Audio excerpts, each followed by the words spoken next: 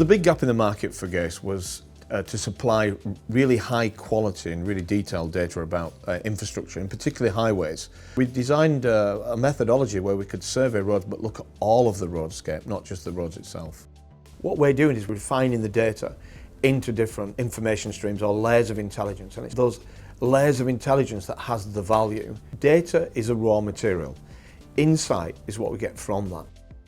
The way that connected car information fits into what we've traditionally done as a business is really augmenting the data we collect already with a different kind of data, more dynamic data. Because currently we go out, we take a very detailed forensic snapshot of the roadscape, so everything that you can see visually.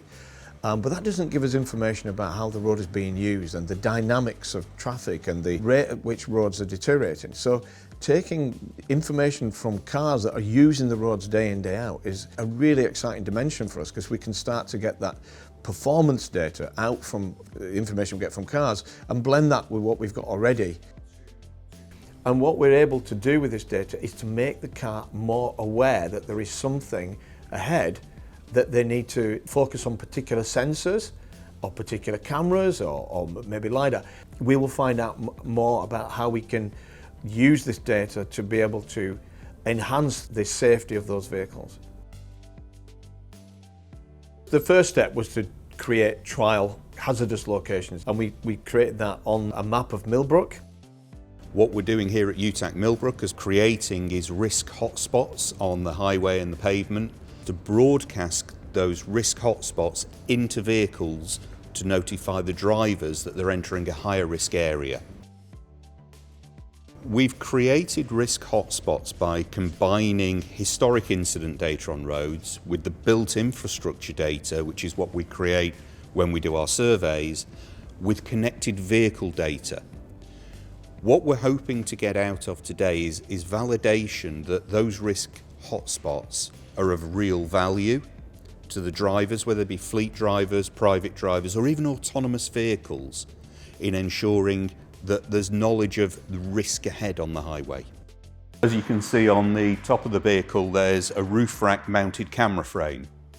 On that camera we mount 5 Ladybug cameras to provide 360-degree 8K resolution imagery.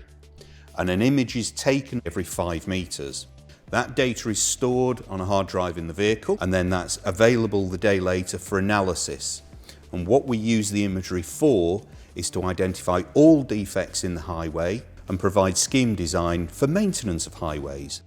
So that was a controlled environment where we could visit those time and time again.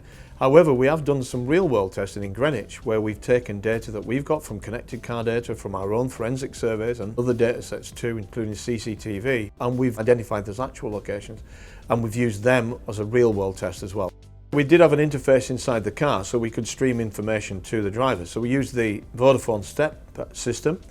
What this screen visualises on the Vodafone STEP platform is the location of the hazard zones.